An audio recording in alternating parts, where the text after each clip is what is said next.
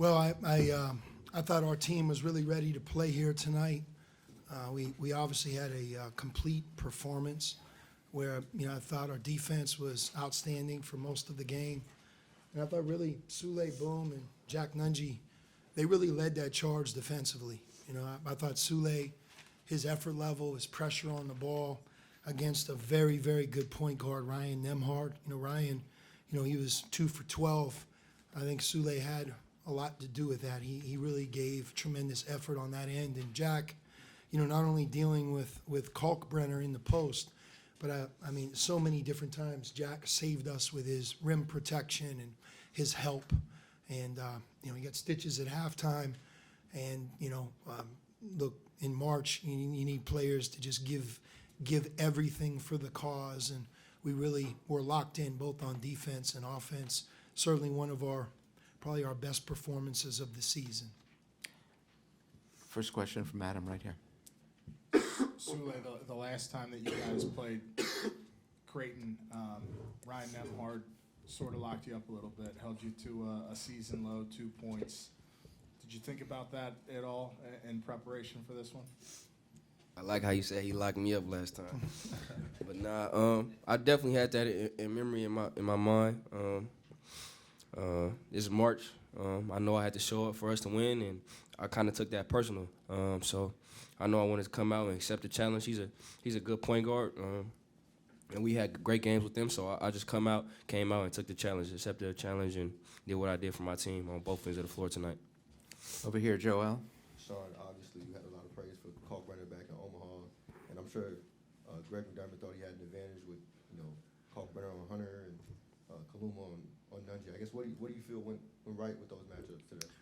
Well, we did a better job executing our offense against that scheme that you talked about, and you're right. They put their big on Jerome and put a power forward, and they're very fortunate because, Kaluma in particular, he's not a small guy, so they're able to play him on the post. But I thought Jack did a good job.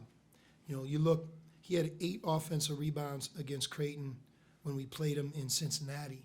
He had 4 tonight. And that's the other part of that.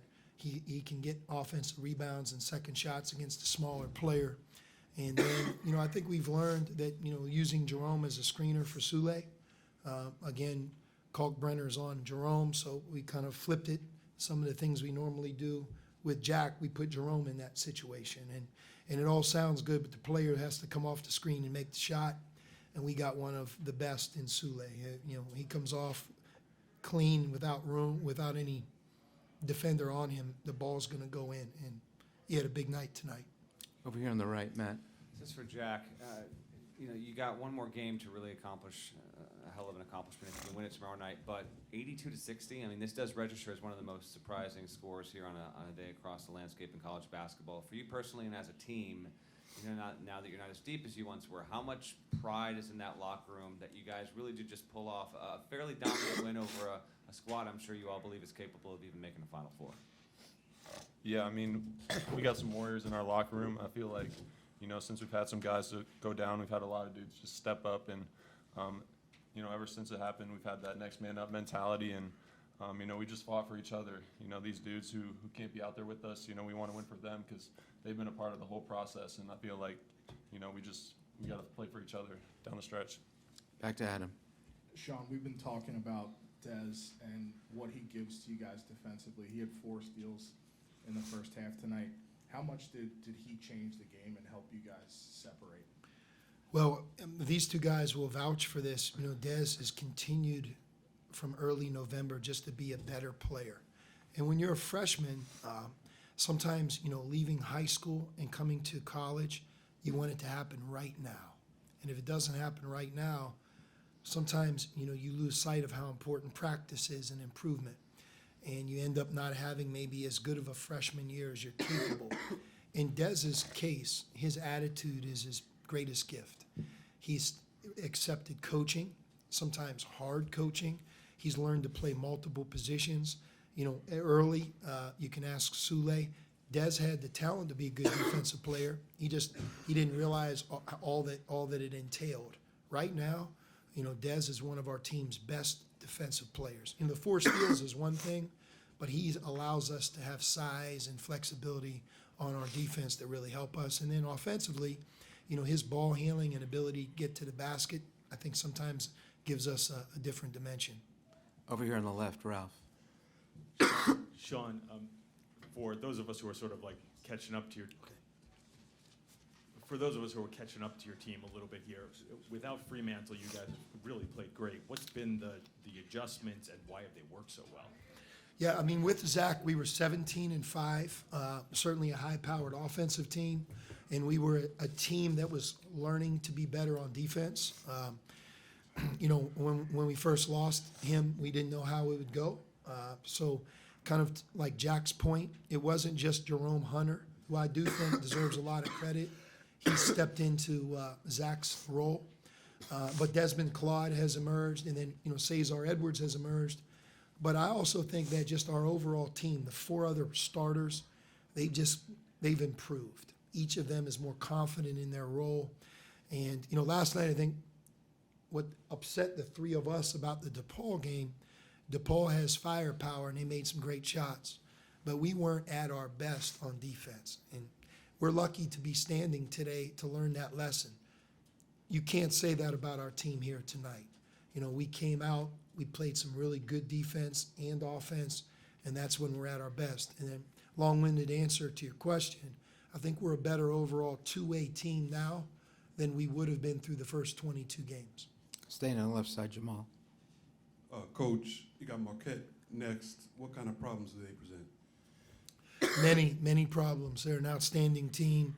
You know, all the awards that they won this year, they certainly deserve it. I will take you back to our game in Milwaukee, and I think Marquette would probably say the same thing. It was a great game. Things didn't work out in that game, and in many ways that was the difference in the regular season conference championship. The fact that we're both here in the championship game in Madison Square Garden, I think is a testament to both of our teams. But, you know, their offense, their ability to score at the rim, they're incredibly hard to defend. And we're going to have that same defensive mindset tomorrow. Right here on the left. This is really for any of you guys. Last night versus DePaul, you guys only led for less than 3 minutes and still found a way to win. Now tonight, you let Creighton lead for less than 3 minutes. And what does that say about the ways you guys can win in multiple fashions come March? Yeah, I think it just goes to show, you know, the team we have. I'm going to say the same thing that I said last night. The game isn't determined by one war or one segment. You know, you got to push through for all 40, and I think that's why we have a resilient group. We're going to keep fighting, you know, no matter what the score is at any moment in the game. We're going to give it our all. Joel. Souley, we talked about the benefits of Jerome as a screener, and it felt like as the game went on, life got harder for Nemhard, you know, with every possession, getting over those screens. And obviously, you're good at pick and roll. I guess, what do you like about the way they played that? I mean, that's the way that they play their defense.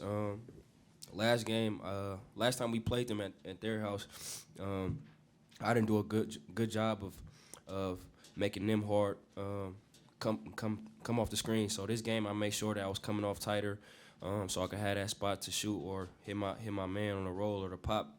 And this game, I made sure I did that. Last time we played him, I didn't do a good job of that. He was able to get over the screens, and I wasn't able to get looks, or we wasn't able to make plays for each other and stuff. So this game, I made sure I did that, and it worked for me and my teammates. Last question.